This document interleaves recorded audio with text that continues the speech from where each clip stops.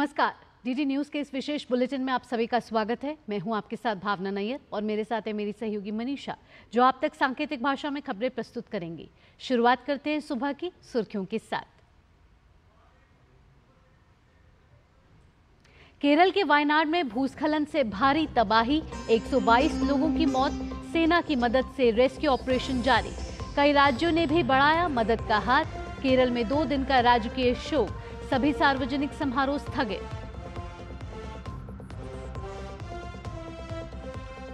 आज राज्यसभा में बजट पर बहस का जवाब देंगी वित्त मंत्री निर्मला सीतारमण। वहीं लोकसभा में रेलवे के अनुदान मांगों पर जारी रहेगी चर्चा।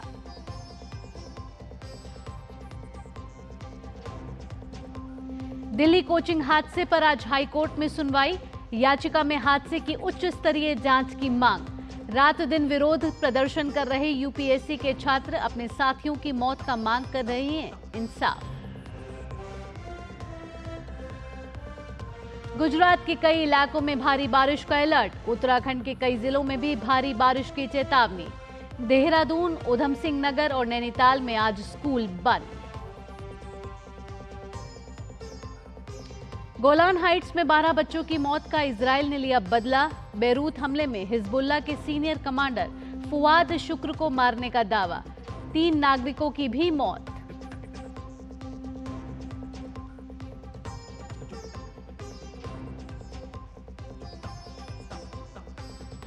तीसरे टी20 में श्रीलंका को सुपर ओवर में हराकर भारत ने 3-0 से सीरीज पर किया कब्जा। सुपर ओवर में केवल 2 रन देने वाले वॉशिंगटन सुंदर बने प्लेयर ऑफ द मैच।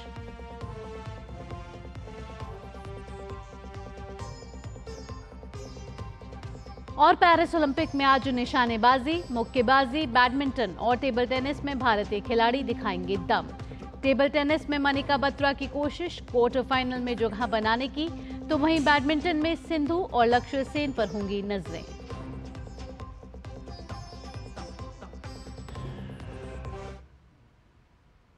अब खबरें विस्तार से।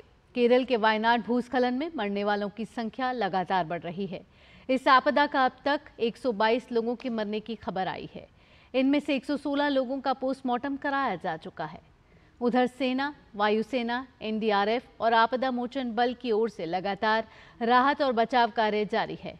हालांकि राहत कार्यों में जुटी टीमों को बारिश के कारण कठिन चुनौतियों का सामना करना पड़ रहा है।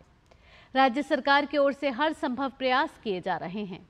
इस बीच केरल के मुख्यमंत्री पिनराई विजयन ने वायनाड में भूस्खलन के बाद बचाव कार्यों के समन्वय और पहाड़ी जिलों में बड़े पैमाने पर भूस्खलन के मद्देनजर आगे के कदमों पर चर्चा के लिए देर रात एक उच्च स्तरीय बैठक बुलाई और पुलिस विभाग समेत तमाम विभागों के अधिकारियों के साथ बैठक में मुख्यमंत्री ने बचाव कार्यों की समीक्षा की और केंद्र सरकार की एजेंसियों के साथ समन्वय, आपदा प्रतिक्रिया बलों की तैनाती और राहत शिविरों में स्वास्थ्य और सुरक्षा सावधानियों और सुविधाओं की समीक्षा की।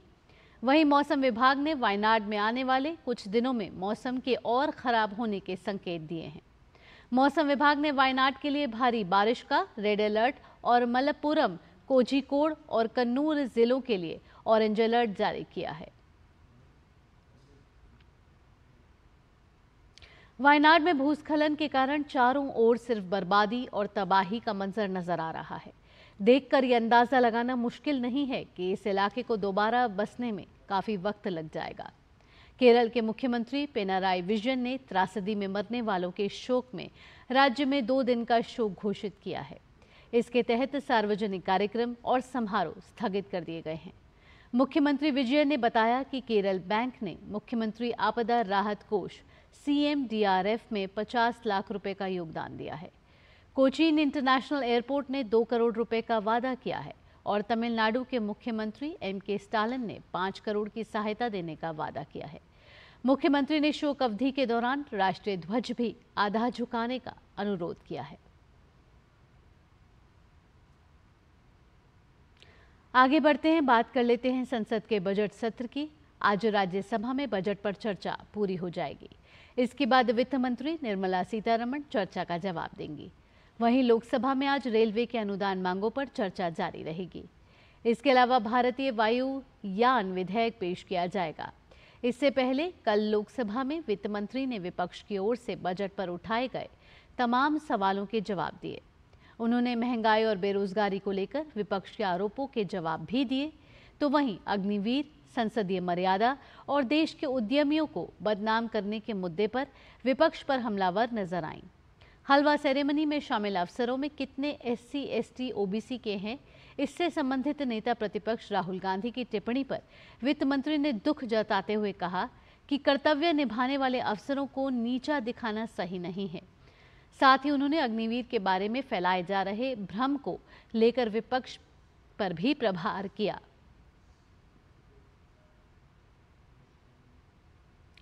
दिल्ली कोचिंग हादसे में 3 छात्रों की मौत को लेकर दिल्ली हाईकोर्ट में दायर जनहित याचिका पर आज सुनवाई होगी। इससे हादसे में की जांच के लिए पैनल गठित करने के साथ ही उच्च स्तरीय जांच की मांग की गई है। उधर मंगलवार को दोपहर से धरने पर बैठे छात्रों ने अनिश्चितकाल भूख हड़ताल शुरू कर दी है। भूख हड़ताल पर बैठे छात्रों का कहना है कि जब तक दिल्ली सरकार के अधिकारी, मेयर, निगमायुक्त, विधायक, जल बोर्ड के अधिकारी उनके पास मिलने नहीं आते हैं, तब तक हड़ताल जारी रहेगी। छात्रों की मांग है कि यहां पर छात्रों के साथ जिस तरह का व्यवहार हो रहा है उसे बदला जाना चाहिए ताकि इस तरह की घटनाएं दोबारा नहीं हों।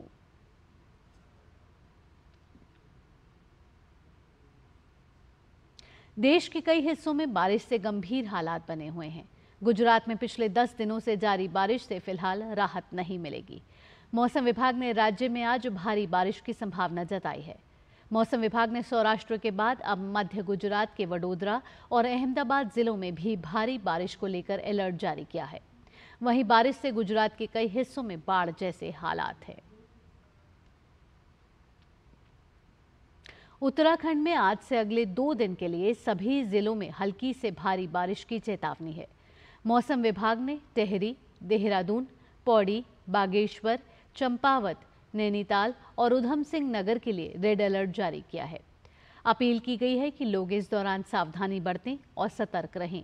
वहीं देहरादून आपातकालीन परिचालन केंद्र की ओर से संबंधित जिला अधिकारियों को सतर्क कर दिया गया है।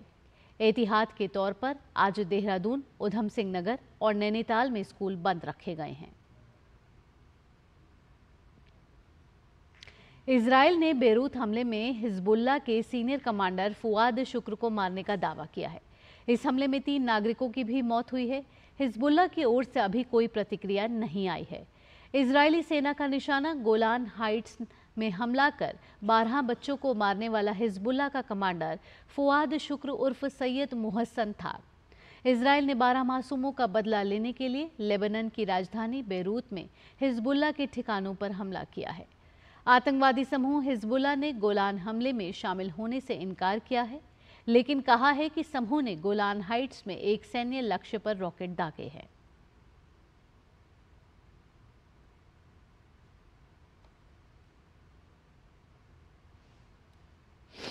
आपको बता दें, खेल की खबरें। पेरिस ओलंपिक में आज भारतीय खिलाड़ी निशानेबाजी, मुक्केबाजी, बैडमिंटन और टेबल टेनिस में जीत हासिल करने के इरादे से उतरेंगे।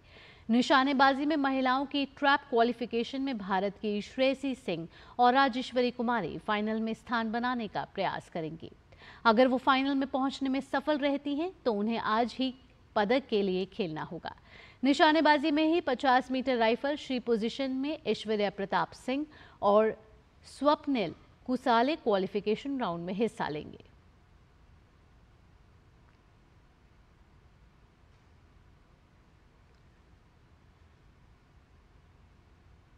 बैडमिंटन में 2 बार की पदक विजेता पीवी सिंधु अपना दूसरा ग्रुप मुकाबला खेलने के लिए कोर्ट पर उतरेंगे। सिंधु का सामना एस्टोनिया की क्रिस्टन कुबा से दोपहर 12:50 पर होगा।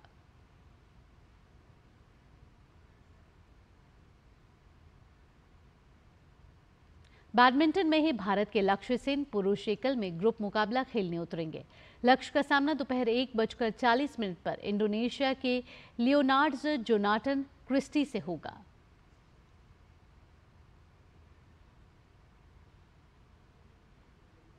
महिला मुक्केबाजी में टोक्यो ओलंपिक की कांस्य पदक विजेता लवलीन बोरगोहेन अंतिम 16 के मुकाबले के लिए रिंग पर उतरेंगे। 75 किलोग्राम कैटेगरी में लवलीना का सामना नॉर्वे की सुन्नीवा हाफस्टेड से होने वाला है।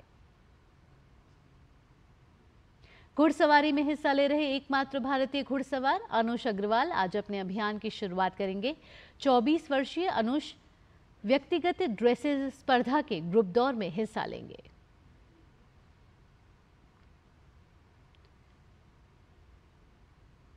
इसी के साथ इस विशेष बुलेटिन में इतना ही। मुझे और मेरी सहयोगी मनीषा के साथ हमारी टीम को दीजिए अनुमति। खबरों का सिलसिला यूं ही जारी रहेगा। नमस्कार।